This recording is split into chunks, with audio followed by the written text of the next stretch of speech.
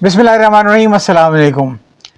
ज़िक्र किताब के यूट्यूब चैनल पर आप किताबों पर तबसरे सुनते रहते होंगे। अक्सर ऐसा भी होता है कि जो किताब मुझे बहुत पसंद हो और मैं उस पर तबसरा करना चाहूँ, तो मैं ये सोचता हूँ कि जब मैं तबसरा करूँगा और कोई एक आदमी भी अगर लेना चाहेगा तो उसे किताब मिलेगी या नहीं। इसलिए बाद वक़्त ऐसा भी हुआ है कि सिर्फ तबसरा करने की खातिर मैंने मुसन्निफ़ीन को आमादा किया है कि वो अपनी किताब को लेकर सामने आएँ। जिसमें से एक किताब थी सूद के ताक़ुब में जनाब अनवर अहमद अलवी साहब की। ये किताब एक बैंकर की ज़िंदगी के बारे में बहुत ही दिलचस्प किताब है, इसमें कोई शक नहीं है। और अगर किसी ने मुश्ताक़ अहमद यूसुफ़ी की दरगोश तो पढ़ा हो तो ये समझिए कि मोर लेस वाक़यात मुख्तलिफ़ हैं, अल्फाज मुख्तलिफ। जब मैं इस किताब पे तबसरा डालने लगा तो ये मालूम ये हुआ कि इस किताब कहीं अवेलेबल नहीं है। मैं ढूंढ डांड के मुसन्निफ़ के घर तक पहुँच गया, उनसे मैंने कहा जनाब ये मसला है, किताब पे तबसरा आने वाला है लेकिन ये किताब मिलेगी कहाँ से? तो उनका जी किसी के पास भी नहीं, मेरे पास भी ख़त्म हो गई है। मैंने फिर उनसे रिक्वेस्ट की कि इसका सेकंड एडिशन लेकर आइए ताकि अगर मैं डालूँ तो कोई ढूंढे तो मिल सके। तो ये अनवर अलवी साहब की बड़ी मेहरबानी थी कि उन्होंने मेरे कहने पर इसका सेकंड एडिशन शाये किया और फिर जब एडिशन आ गया तो ये किताब सामने आई। इसी तरीके से एक बैंकर के इत्तेफाक से एक और आप भी थी, मेरे हाथ से चढ़ गई थी, ऐसे नाम मंजूर साहब की कुछ यादें। और ये सर्कल एग्जीक्यूटिव थे यूबीएल वगैरह के, पिंडी में बड़ी ही भरपूर ज़िंदगी गुजारी ने। तमाम पावर सर्कल के करीब रहे, जिन लोगों के जो बड़े बड़े हमने सिर्फ नाम सुने सियासतदानों के, ये चूँकि वहाँ पे प्रोटोकॉल वगैरह देखते थे, एक ज़माने बीसीआई के आगा हसन आबिद से इनका ताल्लुक़ रहा है, तो बहुत भरपूर ज़िंदगी। इसका भी मसला ये हुआ कि जब मैं ढूंढने निकला ये किताब मिली नहीं। फिर मैंने ढूंढ ढांड के इनका फ़ोन नंबर निकाला, रावलपिंडी में होते हैं, कभी लंदन कभी रावलपिंडी। इनसे मैंने कहा कि जी मुझे तबसरा डालना है, तो ये किताब मैं कहाँ से मिलेगी अगर मुझसे पूछे। तो उनका जी पहला एडिशन था, ख़त्म हो गया। और उनके अंदाज़ बता था कि कुछ बहुत ज़्यादा खुशगवार यादें नहीं थी इनकी उस पहले एडिशन के ख़त्म होने पर। लेकिन फिर मैंने से कहा, मैंने कहा जैसा भी था जो भी था आप थोड़ी सी प्रिंट तो करवाइए ताकि अगर मैं इस पर डालूँ तबसरा तो लोगों को मिल तो सके। तो इनाम मंजूर साहब की बड़ी मेहरबानी थी कि उन्होंने मेरे कहने के ऊपर ये किताब का दूसरा प्रिंट लेकर आए, दूसरा एडिशन लेकर आए। एक किताब का मुझे हमेशा बड़ा फ़ख्र है इसके ऊपर, वो है जिसका नाम है हाँ मैं इनकारी हूँ, और इसे लिखा है डॉक्टर ज़फ़र अहमद खान शिरवानी साहब ने। पस मंज़र इसका ये है कि ज़फ़र शिरवानी साहब, आपको मालूम है कि उन्होंने इनकारी इसलिए कहते हैं कि उन्होंने परवेज़ मुशर्रफ के दौर में हलफ लेने से इनकार कर दिया और उसमें फिर अपने हाई कोर्ट की जजी छोड़ दी। लेकिन बहुत ही नफीस आदमी है, मगर अपने बारे में कुछ लिखते और कुछ बोलते और कुछ बताते घबराते हैं। तो जब वो मेरे यहाँ आए थे जनाब रफ़ी मुस्तफ़ा साहब जो उनके अजीज़ हैं, उनकी किताब ताहीर इश्क़ के सिलसिले में गुफ्तगू पर, तो फिर ये बात हुई। मैंने उनको बहुत आमादे किया कि आप भी अपनी आपबीती लेकर आइए, मगर वो आपबीती पे राज़ी नहीं थे। तो फिर मैंने उनको तरकीब बताई कि मैं आपके इंटरव्यूज़ लेता हूँ और इस तरीके से कम से कम पूरी ज़िंदगी आपके सामने आएगी, वो सामने रख के आप उसको फिर अपनी आपबीती लेकर आइएगा। तो अल्हम्दुलिल्लाह अच्छा रहा तजर्बा। वो सारे इंटरव्यूज़ इनके हमारे चैनल मौजूद है, आप देख सकते हैं। लेकिन सर उसमें थोड़ी सी मुझे मालूम है, अनाड़ी आदमी हूँ, नॉन कमर्शियल हूँ, तो साउंड की ख़राबी कहीं कहीं यकीनन हुई थी। लेकिन फ़ायदा ये हुआ कि फिर ज़फ़र साहब को न सिर्फ एक अपनी पूरी आपबीती का खाका मिल गया बल्कि ट्रांसक्रिप्ट मिल गया। और फिर ये किताब, इसके 2 एडिशन शाये हुए हैं और मेरे लिए बड़े फ़ख्र की बात है कि इसमें मैंने एक्नॉलेज किया है शाह मलिक फ़ारूकी एकेडमी को, और इसमें मैंने पहला जो दिबाजा रखवाया है वो मेरे उसके रखा है। एक इसी तरीके से जो मुझे बहुत खुशी है, आज एक किताब मेरे हाथ में आई, इसका नाम है दक्कन की गैर मतबूआ तारीख़, जिसके मुसन्निफ़ है काजी मोहम्मद बदरुद्दीन हुसैन और सईदुद्दीन खान। ये किताब 100 साल पुराने मखतूते के ऊपर लिखी गई थी और मैंने सिर्फ इस किताब का एक इश्तिहार देखा था जिसमें जो शाया किया है 100 साल के बाद इनके पोते ने, जनाब मसरुद्दीन तारिक साहब ने। तो इन्होंने प्री ऑर्डर के अंदर 1000 रुपये मांगे थे कि कोई 1000 रुपये देगा तो हम उसको भी प्रिंट छाप के देंगे। ये तो मैं ढूंढ ढांड घर पहुंचा और मुझे बड़ी हैरत हुई जिस तरह काम किया था। प्री ऑर्डर तो मैंने दे दिया था।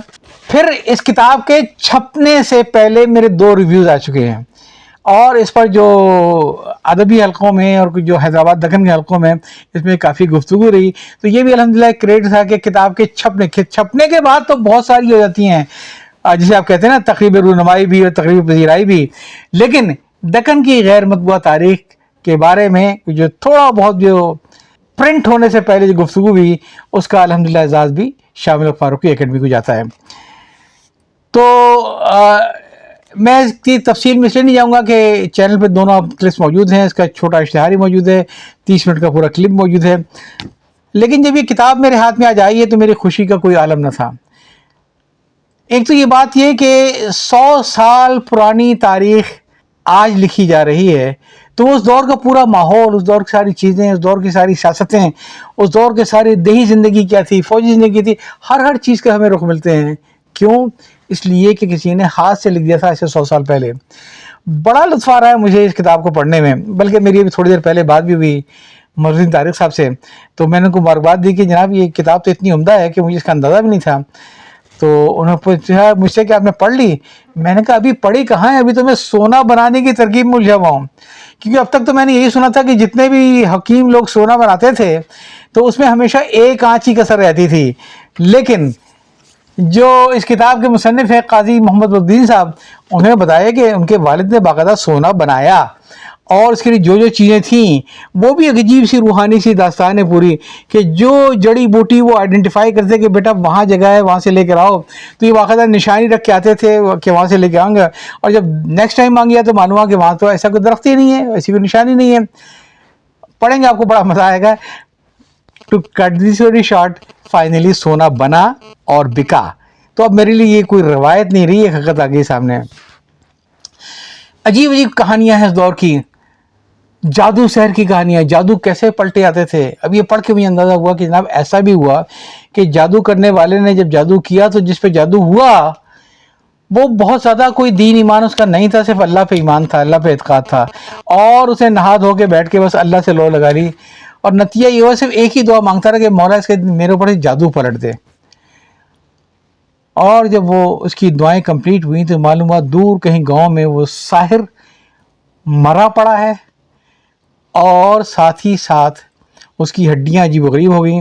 اور کچھ ایسا عجیب قصہ اس میں بیان کیا ہے، ایسا عجیب قصہ اس میں بیان کیا ہے کہ جس کی وجہ سے پورا گاؤں ایمان لے کر آ گیا. ایسے بڑے موکل جنوں کے قصے اس کے اندر موجود ہیں کہ جناب وہ جن نے کیسے مدد کی، کیا مدد کی. حیدرآباد دکن کے زمانے کی سیاست، جو میں نے آپ کو انٹروڈکشن میں بتایا تھا کہ مجھے بڑا ہمیشہ سے یہ بڑا قلق تھا اس بات کا کہ اتنی اچھی ریاست تھی اور اس نے کھل کے انگریزوں کا ساتھ دیا.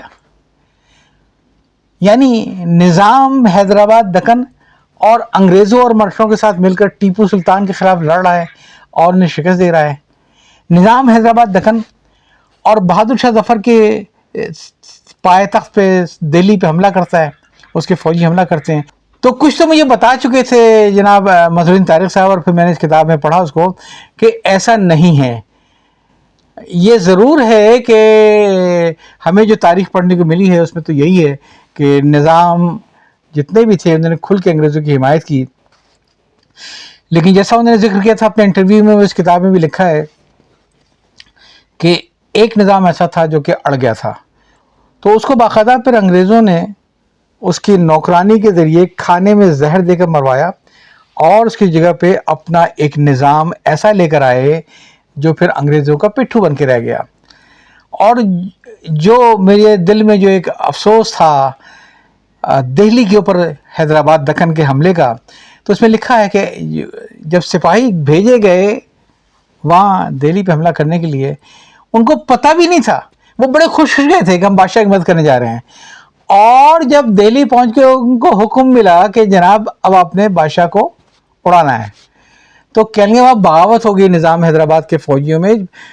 کئی سو لوگ تو وہ تھے جنہوں نے سر سے انکار کر دیا کہ ہم بادشاہ وقت کے خلاف گولی نہیں چلائیں گے. چنانچہ انگریزوں نے ان کو توپ سے باندھ کر اڑا دیا. اور پھر اس سے عجیب جو بات ہوئی وہ یہ کہ کچھ لوگ جو بیچارے کمزور پڑ گئے اور انہوں نے پھر انگریزوں کا ساتھ دیا، ایسے کچھ 600-700 سپاہی تھے. جب جنگ جیتی گئی تو ان کے بعد ان کو بڑے انعام و اکرام کا اعلان کیا گیا، ان کو کہا گیا ان کو جی ہماری جان بخش دیں، ہمیں ایک پیسہ نہیں چاہیے، بس ہمیں اب فوج کی نوکری نہیں کرنی ہے، ہم سے غلطی ہو گئی ہے. تو یہ سب قصے اس میں ہیں. پھر مصنف نے یہ بتایا کہ ان کے اپنے اتفاق سے فوج میں بھرتی کا ایک موقع مل گیا تھا، اور ایک اچھے عہدے پہ، چونکہ کئی زبانیں وہ جانتے تھے تو انگریز ان کو رکھنا چاہتے تھے، ان کو بڑی اچھا اس وقت کے لحاظ سے بڑی اچھی نوکری دی. جب انہوں نے والد کے پاس جا کے حاضری دی، بتایا کہ مجھے اتنی اچھی نوکری مل گئی ہے، آپ بتائیے میں کیا کروں. تو ان کے والد نے جو ان کو سمجھایا ہے وہ آپ کتاب کو پڑھیے گا. ان کا ہم لوگ انگریزوں کی نے فیصلہ کر لیا ہے کہ انگریز فوج کی نوکری کبھی نہیں کریں گے، چاہے ہمیں اعلیٰ ترین پوزیشن کیوں مل جائے.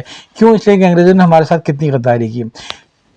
بہرحال کافی چیزیں میں آپ سے ڈسکس کر چکا ہوں پہلے ہی. اب میں اس کو یہیں روکتا ہوں اور میں آپ سے ریکویسٹ یہ کرتا ہوں کہ اس کتاب کی اگرچہ پری آرڈر میں پرائس 1000 روپے تھی، لیکن اتنی مہنگائی آ گئی، کاغذ اتنا مہنگا ہو گیا ہے کہ چند مہینوں میں جب یہ کتاب پرنٹ ہو کے آئی ہے تو اس کی قیمت 1500 روپے ہے۔ یہ کتاب اس قابل ہے کہ اسے خریدا جائے، اسے پڑھا جائے۔ یہ کہاں سے ملے گی، کیسے ملے گی، تفصیلات ساری میں دے رہا ہوں۔ اور آخر میں محترم مظہر الدین طارق صاحب کا شکریہ ادا کرتا ہوں اور ان کو مبارکباد دیتا ہوں کہ وہ اتنی اچھی کتاب لے کر آئے، اور ساتھ میں ان کے جو فیملی کے جو لوگ ہیں ماشاءاللہ ساری ایک سے ایک بڑھ کے ہیں، اور ان کی بیٹی ایک بہت اچھا پبلشنگ ہاؤس چلا رہی ہے، اس کی بہت ساری کتابیں آ چکی ہیں، وہی میں اس کا اشتہار دکھا دوں گا، تو اس کو بھی بہت مبارک کہ وہ اپنے والد کی کتاب کو لے کر آئی، جو اپنے پردادا کی کتاب سے معنی میں جن کے والد نے لکھی ہے۔ یاد چاہتا ہوں۔ اللہ حافظ۔